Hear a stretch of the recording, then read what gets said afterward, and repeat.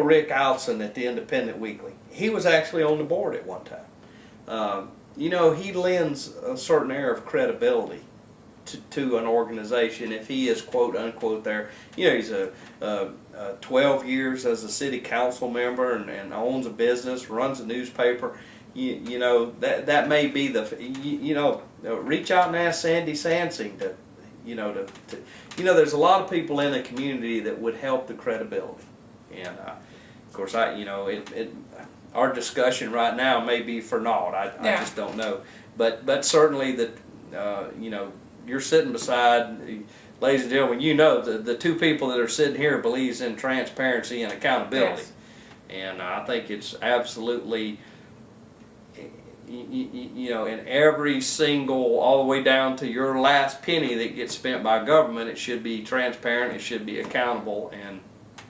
And we both want to see the zoo succeed. We wanted to see it succeed. Absolutely. But you simply can't ask for that amount of money and then say, well, we're not going to tell you what we're spending it on. Right. You can't do that. Well, speaking of money, Deborah, Obama has come along and yes, he has, and he has thrown out that big stimulus package. So yes. Go over the numbers with our viewers. Well, we checked on. There was a story in the News Journal last week on the stimulus, and it gave some overview numbers, but we went ahead and checked and got some sort of the details on where this money was coming from and where it was going. This is from ProPublica.org, which is an independent... which is supposed to be tracking some of these numbers for us. They're tracking throughout the United States where the stimulus money is going. And the numbers we have are, this is for Santa Rosa County. Right. There's $11.2 million from the Department of Transportation. Okay. And all of that is... That's going to go towards Avalon Boulevard. Right. The widening, that northern section of Avalon Boulevard. Right. And ladies and gentlemen, at today's prices on roads, the last number that I saw, if you were talking about going from the interstate to Highway 90, it would have been in excess of 24 to 26 million to do the whole distance. Right. So 11.2 million. I'm sure it's just a start. Probably will be about a third or maybe a little bit more is what that money will cover. Okay? Now, we also got $2.5 million from the Department of Education, and that went to the Santa Rosa County School District. I'm sure that's going to go towards various projects and et cetera, et cetera. $218,000 to the from Housing and Urban Development, from HUD. Right. Ended up going to the Milton Housing Authority for the Section 8 housing. Right. Here's what struck me: $9.7 million. So that's what, 3 times what's going to the schools. $9.7 million coming in from the Department of Agriculture.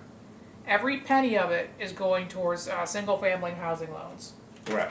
So in other words, let's take the stimulus money and let's reinflate the housing bubble that caused the problem to begin with. Right. And give a pittance towards education. Yes. In comparison. Yeah. Look. Hard to believe. Well, I'm sure you feel the same way I do. I want to see people in houses as many as possible. Here is, back the bus up, and I'm not getting in a Bush Obama argument here. I'm going to talk about the facts. We had 2 housing organizations that were continuing to back bad loans and write bad loans and escalating home prices and letting anybody who was capable of signing their signature get a house that got us into this mess to start out with.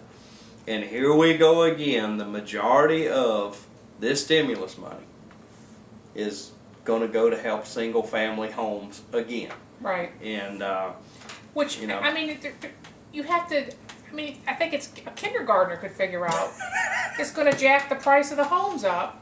And who's going to benefit? Our favorite people in Florida, the developers are going to benefit. I was talking with a real estate person today, and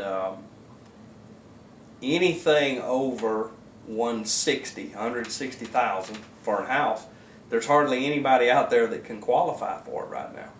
And so they're having to, this is going to be used for smaller houses in the numbers of people who can actually qualify for a loan to start out with, the numbers are pretty low. Yes. And that's why we got in trouble to start out with, because and ladies and gentlemen, you've seen this talked about on the national news, and you've seen it written about. You know, basically somebody is really qualified, for example, to buy a $100,000 house. That's their max. Some kind of way they magically get approved for a $140,000 house. Right. And on top of that, they throw in $20,000 more for furnishing. So now they're at 160, and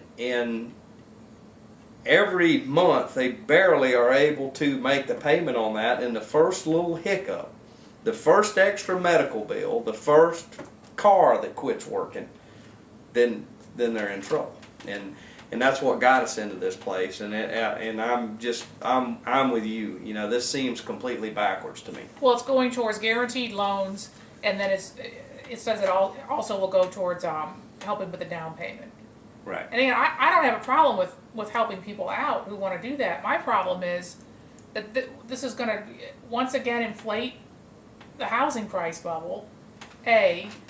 We don't know what it'll do with the interest rates. I mean, I assume they're going to get some kind of lower interest rate, Right. but who knows how that's going to work. I just, you know, if people are qualified, I go back to my first house. I could only borrow, my house note could not exceed 25% of my Right. gross income. Right. Period, end of story. Right. There was no jimmying of the numbers.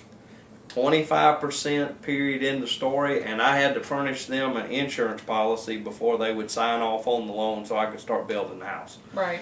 And what we have seen is, you know, here we go down this road again. Well, especially if they start securitizing the loans again, which I probably a given that's going to happen. It's the same. You know, bubble. if somebody's qualified in their monthly payment on that house, including insurance and other things that's tied into that, stays 35% and below of their annual income, I'm okay with that, because there's a pretty good chance that those people will make their note, take care of the house, and but when you let people get in for nothing down, and one of the things that I heard in some of this money is $8,000 credit when you buy first-time homeowners. Here you go again. Somebody's able to move in with little or nothing down, and I'm telling you, the thing that we have seen repeated 1,000 times in this country is when people have no vested interest to stay there, when they hit a little bump in the road, they bail on it. And now the bank is stuck with it. Well, it will jack the price of houses up again. Right. They were artificially high, that burst, and now they're... Apparently there's a lot of people who are stuck. I'm not talking about individual homeowners. I'm talking about developers and speculators who are now stuck with houses that they want to get rid of. Right. Let's jack the prices back up, especially if they bought them out from under the banks on a short sale at a low price, at a lower price than what they were worth. Yeah, Let's jack them back up again. I just hope. Courtesy of the U.S. taxpayer. Right. Well, you look, and it's no different than the cash for junkers. Yes. Okay. Look. You might have talked me into that at maybe $1,500 or $2,000 a car. My goodness, I've got a car sitting in my driveway that I could sell to somebody for $500, and they could go get $4,500 for it if they were buying a new car. Right. That's too much of an incentive. Well, is there anybody in the country who doesn't understand that the dealerships are going to pocket that money? I mean, anybody. Well, and look, the sticker prices are arbitrary. You're propping up the auto industry. Yes.